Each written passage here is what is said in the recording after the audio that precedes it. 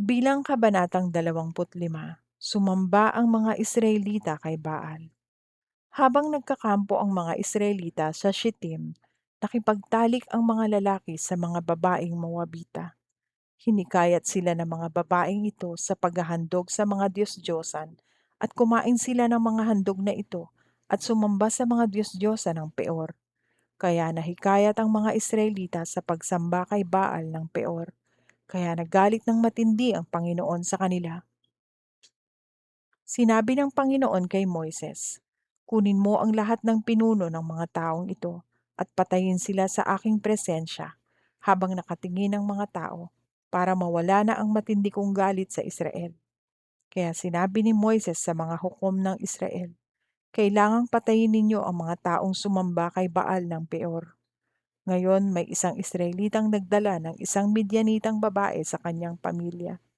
Nakita ito ni Moises at ng buong kapulungan ng Israel habang nagluluksa sila roon sa pintuan ng toldang tipanan.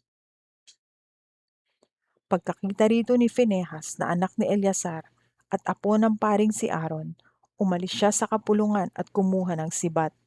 Sinundan niya ang tao sa loob ng tolda at sinibat niya ang dalawa. Pagkatapos huminto ang salot sa Israel. Pero 24,000 ang namatay dahil sa salot.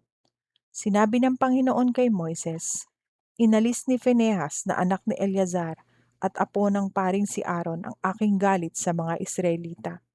Sa pamamagitan ng kanyang ginawa, ipinakita niya ang kanyang kagustuhan na protektahan ang aking karangalan sa gitna nila, kaya hindi ko sila nilipol. Kaya sabihin mo sa kanya na gagawa ako ng kasunduan sa kanya na pagpapalain ko siya. At sa kasunduang ito, siya at ang kanyang mga anak ang magiging mga pari magpakailanman, dahil ipinakita niya ang aking galit at tinubos niya ang mga Israelita sa kanilang mga kasalanan." Ang Israelitang namatay kasama ng babaeng Midyanita ay si Zimri na anak ni Salu, na pinuno ng isang pamilya na lahi ni Simeon. At ang Midyanitang babae ay si Cozbi na anak ni Zur. Si Zur ay isang pinuno ng isang pamilyang Midyanita.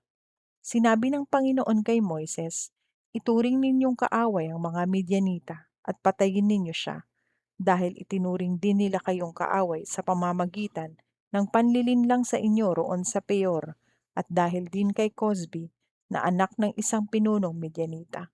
Pinatay ang babaeng ito noong dumating ang salot sa Peor."